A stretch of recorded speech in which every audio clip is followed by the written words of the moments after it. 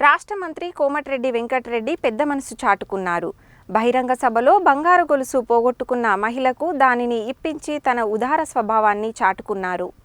రాష్ట్ర రోడ్లు, భవనాలు, సినిమాటోగ్రఫీ శాఖల మంత్రి కోమటిరెడ్డి వెంకటరెడ్డి తన మానవత్వాన్ని మరోసారి చాటుకున్నారు. ఇందుకు సంబంధించిన వివరాలు ఇలా ఉన్నాయి. శనివారం సాయంత్రం నల్గొండ జిల్లా కేంద్రంలో జరిగిన ప్రజాపాలన విజయోత్సవ సభకు తిప్పర్తి మండలం ఎల్లమ్మగూడెం గ్రామానికి చెందిన ఉట్కూరి సునీత హాజరైంది. జనం ఎక్కువగా ఉండడం చూసి అదే అదునుగా ఆమె మెడలో ఉన్న సుమారు 3.5 తులాల బంగారు పుస్తెల తాడును దొంగలు కొట్టేశారు.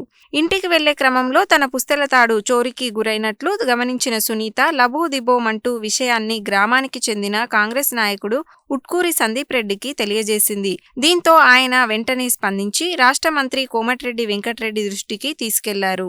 దీనికి స్పందించిన మంత్రి కోమటిరెడ్డి తాను చూసుకుంటానని భరోసా ఇచ్చి ఆదివారం ఉదయం ఆమెను తన వద్దకు తీసుకురావాలని కాంగ్రెస్ నాయకుడు సందీప్ రెడ్డికి సూచించారు. మంత్రి చెప్పిన విధంగా ఆదివారం ఉదయం సునీతను వెంటబెట్టుకుని క్యాంపు కార్యాలయంలో మంత్రిని కలిశారు. దీంతో పోగొట్టుకున్న బంగారు పుస్తెల తాడుకు సమానంగా కొత్త పుస్తెల తాడును మంత్రి తెప్పించి ఇప్పించారు. దీంతో కొత్త బంగారు పుస్తెల తాడును ఇప్పించిన మంత్రి కోమటిరెడ్డి వెంకటరెడ్డికి సునీత కృతజ్ఞతలు తెలిపింది.